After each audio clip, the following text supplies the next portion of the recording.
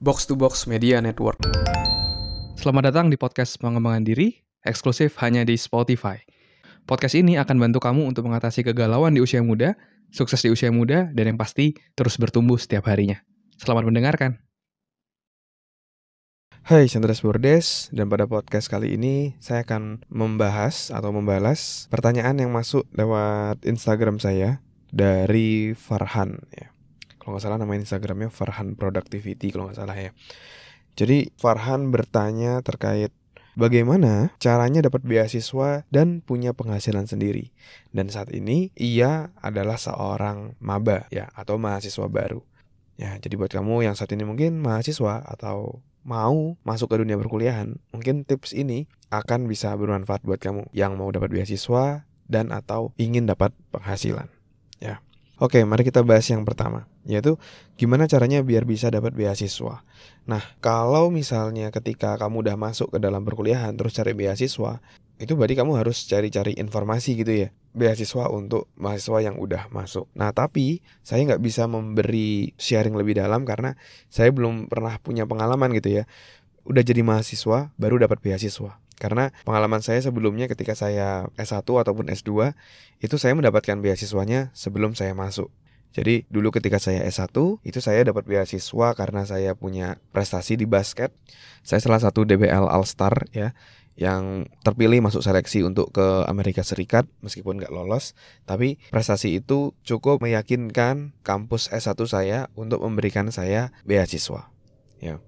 Lalu yang S2 saya dapat beasiswa karena saya lulus cum laude ketika S1, jadi saya dapat beasiswa. Nah, jadi biasanya sih dapat beasiswa itu sebelum masuk kuliah ya, biar lebih mantep gitu. Jadi kamu harus cari-cari informasi dan yang paling penting kamu harus coba untuk apply tersebut. Dan saran saya jangan cuma coba satu kampus gitu ya. Misalnya beberapa kampus yang menawarkan beasiswa, ya kamu coba tuh. Agar apa? Agar kamu tidak bergantung pada salah satu kampus aja, tapi kamu punya pilihan, jadi kesempatanmu jadi makin besar. Ya, jadi langsung apply aja beberapa gitu. Nah, lalu pertanyaan selanjutnya adalah gimana caranya dapat uang ketika kita berkuliah? Nah, ini yang waktu saya lakukan gitu ya. Nah, ada dua sudut pandang nih untuk cara kamu bisa dapat uang kuliah atau uang tambahan ketika kamu kuliah. Yang pertama adalah, yang paling simpel adalah kamu bisa berjualan. Ini paling simpel nih, kamu berdagang.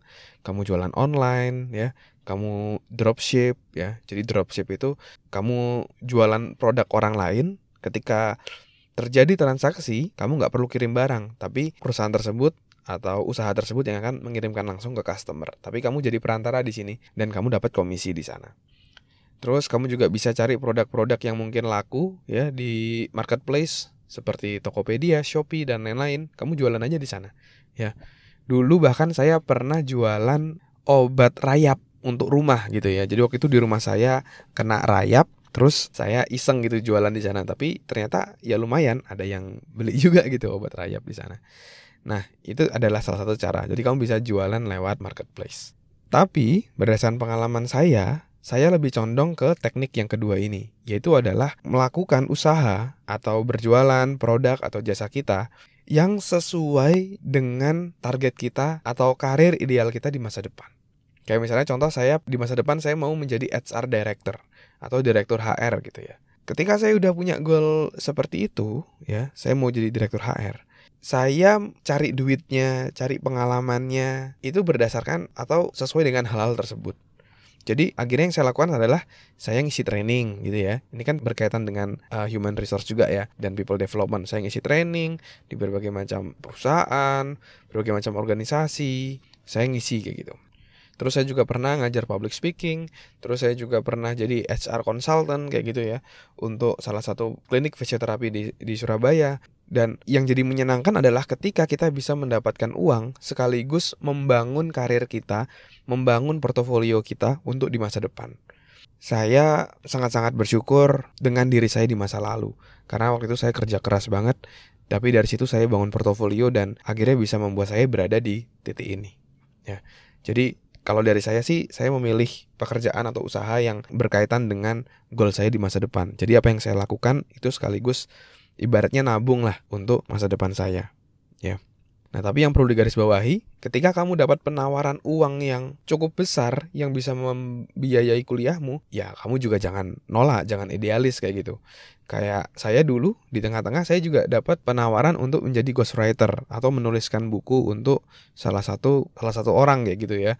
Dan di situ uang yang dibayarkan itu juga lumayan besar karena akhirnya saya bisa membiayai kehidupan saya sendiri, bisa juga untuk bayar kuliah saya. Jadi ya karena gedenya juga lumayan ya saya ambil juga. Tapi kalau misalnya tidak terlalu besar atau bahkan lebih besar lagi, kamu punya usaha atau side hustle-mu yang berkaitan dengan masa depanmu, ya kamu mendingan fokus di sana aja.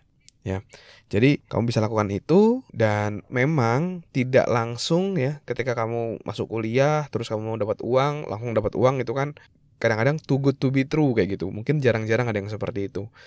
Kamu juga harus tahu bahwa di balik itu juga pasti ada prosesnya. Pasti ada di mana masa-masa kamu nggak bisa ngasilin uang. Ada masa-masa kamu, misalnya kayak saya dulu, saya ngisi training gratis tapi nggak dibayar. Tapi dari sana saya dapat portofolio untuk selanjutnya saya bisa dapat klien, saya bisa dapat penghasilan dari sana. Jadi jangan langsung fokus uang juga. Kamu fokus juga portofoliomu, bangun portofoliomu. Misalnya kamu punya kemampuan desain, misalnya kamu bisa kasih free desain untuk orang lain sehingga dia bisa menggunakan jasamu dan kamu bisa dapat portofolionya kayak gitu. Kamu pernah handle influencer si A untuk dalam kontennya. Akhirnya bisa jadi portofoliomu untuk masuk ke klien-klien lainnya. Ya, jadi di awal jangan lupa juga untuk bangun portofolio dan seringkali itu membutuhkan waktu dan terkadang tidak langsung menghasilkan. Jadi harus sabar, disiplin dan keep it going ya. Kayak nanam tumbuhan, pasti kan nanam nggak langsung besoknya tumbuh berbuah. Perlu waktu sampai akhirnya apa yang kamu tanam itu akan berbuah. Terima kasih sudah mendengarkan episode kali ini. Semoga bisa bermanfaat dan menginspirasi. Dan kalau kamu merasa bermanfaat, kamu bisa kasih rating bintang 5 di podcast ini. Supportmu sangat berarti untuk kami. Dan juga kamu juga bisa share podcast ini ke sahabatmu, teman-temanmu, pacarmu, gebetanmu, saudaramu, agar orang-orang di sekitarmu bisa jadi jauh lebih baik dan terus bertumbuh setiap harinya. Dan kamu bisa juga share di Instagram, di Instastory, silakan mention @andreasberdes, nanti saya akan repost. Dan buat kamu yang mau belajar bikin podcast, kamu bisa bikin podcastmu sendiri di anchor.fm.